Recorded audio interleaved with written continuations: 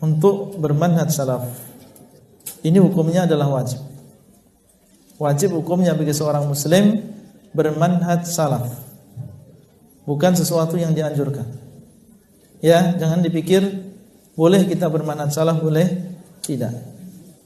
Karena bermanhaj salaf hakikatnya adalah mengikuti ajaran yang murni yang dibawa oleh Nabi SAW itu sendiri. Ya, salaf itu artinya dan pendahulu kita. Ya, pendahulu kita yang paling terdahulu adalah para sahabat. Maka kita harus bermanhaj seperti mereka. Dan sudah kita sebutkan tadi kelebihan para sahabat.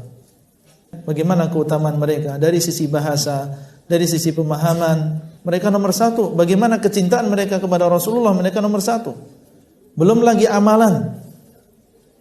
Para sahabat itu kalau sudah mengetahui sesuatu, mereka amalkan, Bu.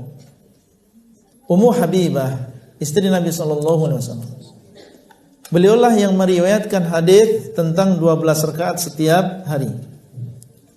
Yang disebutkan dalam hadis, barang siapa yang melakukan 12 rakaat setiap hari, setiap malamnya, yaitu dinamakan dengan salat rawatib, maka akan dibangunkan rumah di dalam surga.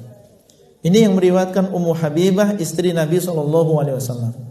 Dan hadis ini sahih diriwayatkan oleh Imam Muslim. Beliau sebagai seorang istri, kelebihannya beliau mengetahui apa yang dilakukan oleh Nabi di rumah. Nabi gimana sholat rawatib? Karena saat itu beliau rawatibnya bukan di masjid, tapi di mana? Di rumah. Beliau kalau sebelum subuh 2 rakaat. Ya, sebelum zuhur 4 rakaat. Pulang dari zuhur beliau sholat lagi di rumah, dilihat 2 rakaat.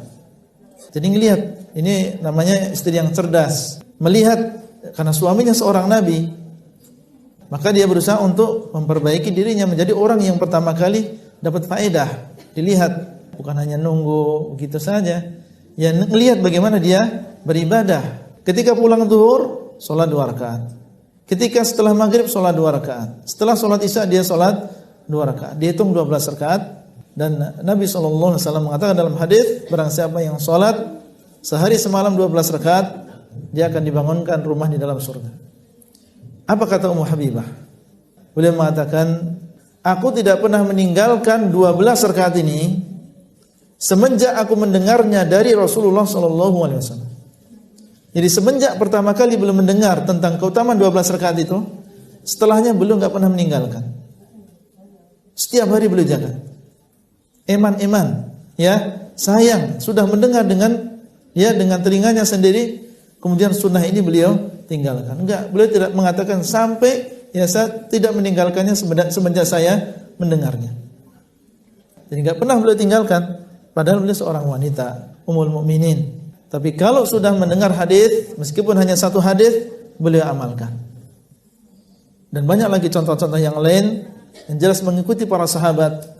Ini adalah sebuah kewajiban dan ini adalah cara kita untuk bersatu di dalam agama. Tidak ada jalan keselamatan bagi kita kecuali mengikuti para sahabat.